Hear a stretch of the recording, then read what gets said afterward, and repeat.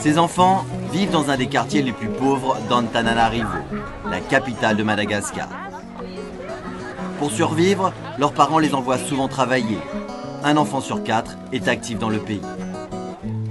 Rares sont ceux qui peuvent continuer leurs études ou alors dans des écoles primaires publiques surpeuplées, en moyenne 50 élèves par classe. Ces deux hommes ont décidé de combattre cela. André Rakotondravola et Eric Henrion ont lancé la construction d'une école primaire pour les enfants du quartier.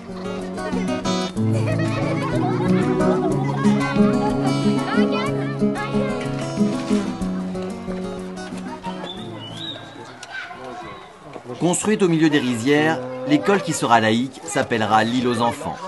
Son ouverture est prévue pour la rentrée 2012. Elle devrait accueillir près de 200 élèves. On va garder l'idée de mettre les tableaux là en face comme ça. Voilà. Comme ça on a de la lumière extérieure. Donc c'est une école qui comporte 6 classes. 6 classes et un autre bâtiment également pour le secrétariat, pour la BCD, pour la salle des enseignants également. Et il y a une infirmerie. Et l'infirmerie de l'école.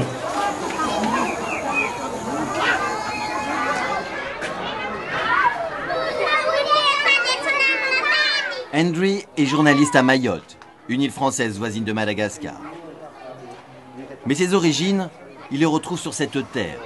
Ses parents sont d'origine malgache.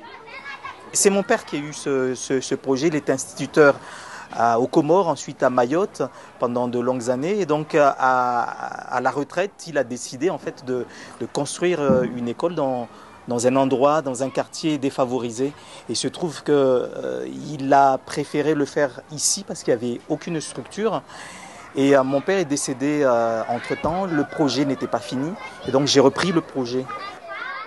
Moi, l'idée, c'était justement pouvoir donner à ces enfants-là leur chance, quoi, une chance de s'en sortir. Pour l'aider, André a fait appel à Eric. Les deux amis se sont connus à Mayotte. Eric y était instituteur. Ils ont créé une association mahoraise pour gérer l'établissement, son nom, École 101. Pour les financements, 3 pistes s'offrent à eux. Les dons, les aides de l'État français et le parrainage. On s'est porté essentiellement sur le parrainage. C'est un outil qui est véritablement fédérateur.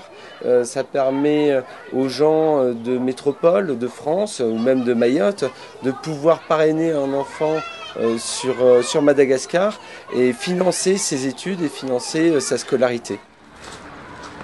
Beaucoup d'associations qui s'investissent dans l'éducation ont fait ce choix du parrainage.